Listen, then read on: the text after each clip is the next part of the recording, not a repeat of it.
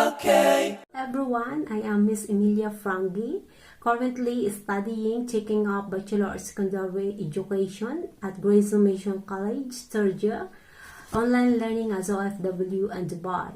Now I'm going to summarize the life of Dr. Jose Rizal. What is Republic Act number 1425?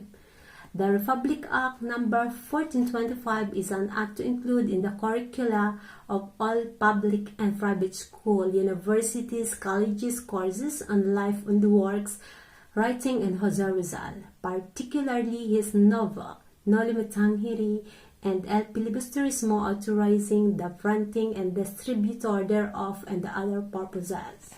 Why do we need study life of Dr. Jose Rizal? Because it is mandated by law. The teaching of the Jose Rizal life, works, and writings is mandated by Republic Act number 1425. Otherwise known as the Rizal Law, Senator Jose P. Laurel, the person who sponsored the law, said that since Rizal was the founder of the Philippines nationalism, has contributed much to the current standing of his nation, it is only right that the youth as well as all the people in the country know about and learn to imbibe the great ideas for which he died. The Rizal Law enacted in 1956. Chapter 1: Advent of a National Hero. A hero is born. Dr. Jose Rizal, an example of a many-splendored genius who became the greatest hero of a nation. He was born on the night of Wednesday, June 19, 1861, in the lakeshore town of Calambay, Laguna, Province, Philippines. Rizal's full name is Jose Protasio Rizal Mercado y Alonzo Realonda. He was born at the expense of his mother, almost dying due to his big head. His name Jose was chosen by his mother, who was a devotee of the Christian saint San Jose. Rizal's parent, Jose Rizal, was a seventh of 11 children of Francisco Mercado Rizal, his father.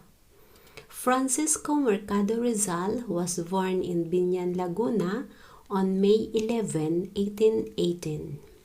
He studied Latin and philosophy at the College of San Jose in Manila.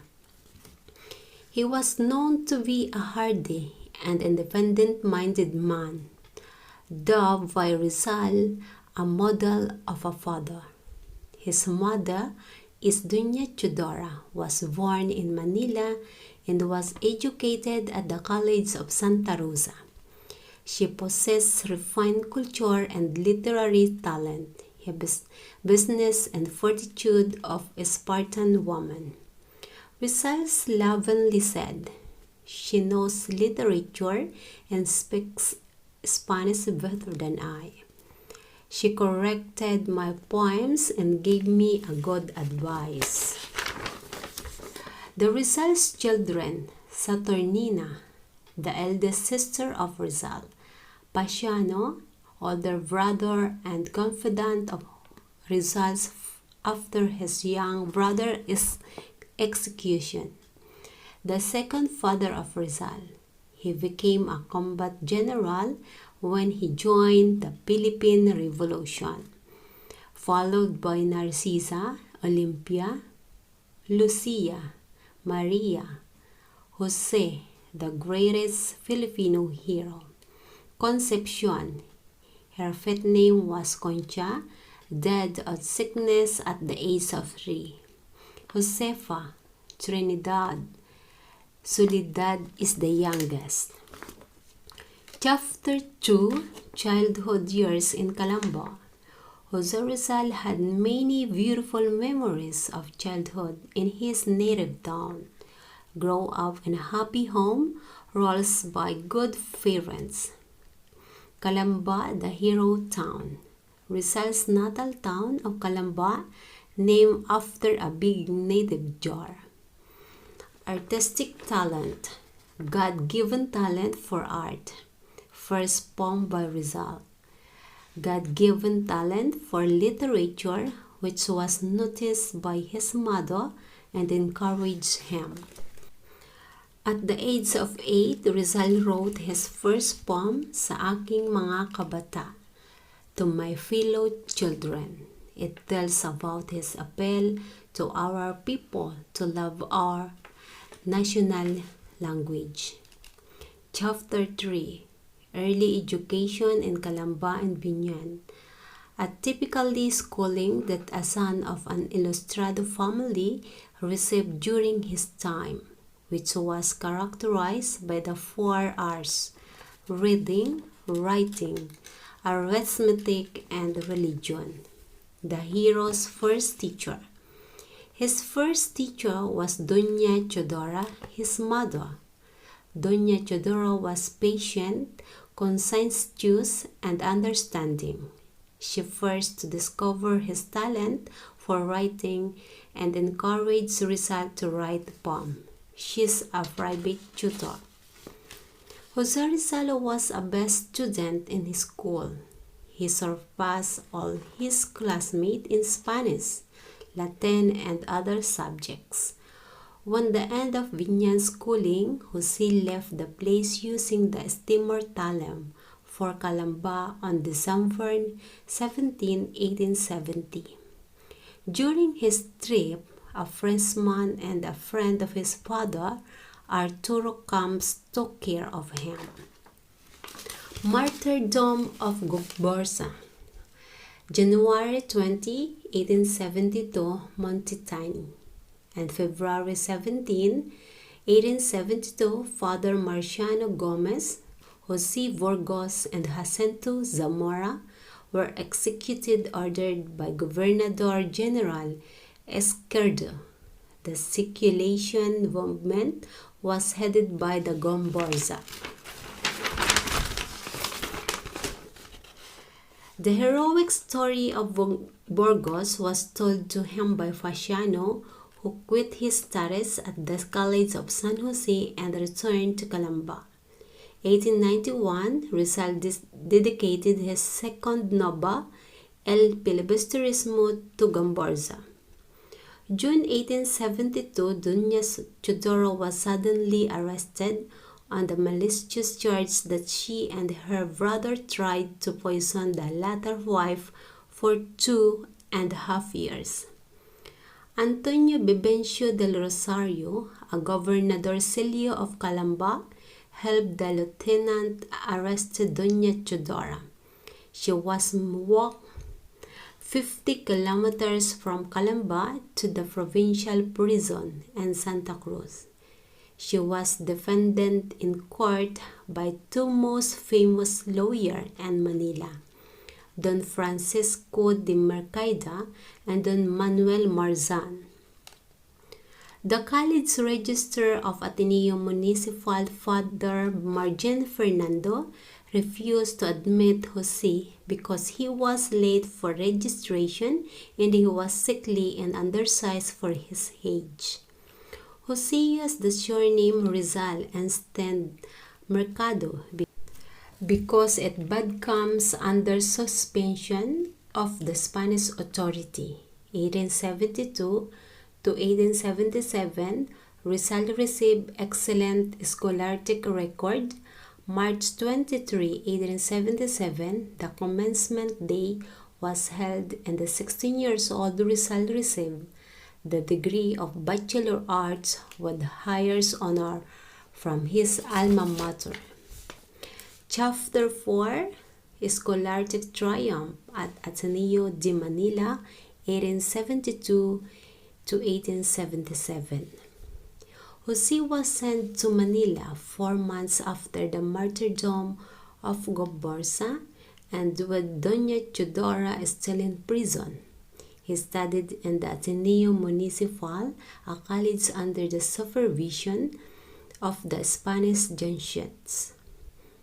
June 10, 1872, Jose, accompanied by Fascio, went to Manila to take the entrance examination on Christian doctrine arithmetic, and reading at College of San Juan de Letran, and passed them. His father was the first one who wished him to study at Letran, but he changed his mind and decided to send Jose at Ateneo instead. June 1872, first day of class in Ateneo. Father Jose Bench was first professor of Rizal. March 1873, Rizal returned to Calamba for summer vacation. June 16, 1875, he became an inferno in Ateneo, the most brilliant Atenean of his time, the pride of the Jesuits. Excellent scholastic record from 1872 and 1877. A year later, in 1877, he wrote more poems. El Heroismo de Colón, the heroism of Columbus. When Rizal was 16 years old, he experienced first romance. Segunda Katigbak, a pretty 14-year-old Batangueña from Lipas, sister of his friend Mariano Katigbak. Segunda was already engaged to Manuel Luz. His first romance was ruined by his own shyness and reserve. Chapter 5, Medical Studies at the University of Santo Tomas. 1877, Doña Chodora opposed the idea and sending Rizal to UST to pursue higher education because she knew what's happened to Gombarza and the Spaniard might cough up his head if he gets to know more. Rizal was surprised by his mother's opposition, who was a woman of education and culture. April 1877, Rizal matriculated in the University of Santo Tomas. Rizal studied cosmology, metaphysics, theodicy, and history of philosophy. Ateneo rector's advice: study medicine to the able to cure his mother's growing blindness. He is excellent in all subjects, and the surveying course obtaining gold medal, and agriculture and topography. At the age of 17, he passed the final examination in the surveying course. November 25, 1881, he was granted the title as surveyor. He was president of the Academy of Spanish Literature and secretary of the Academy of Natural Science. Romances with other girls. Miss L, fair with secretive and attractive eyes. Leonor Valenzuela, tall girl with a regal bearing. Leonor Rivera, Rizal's cousin from Camiling, pretty girl, tender as a budding flower with kindly, wistful eyes. They become engaged.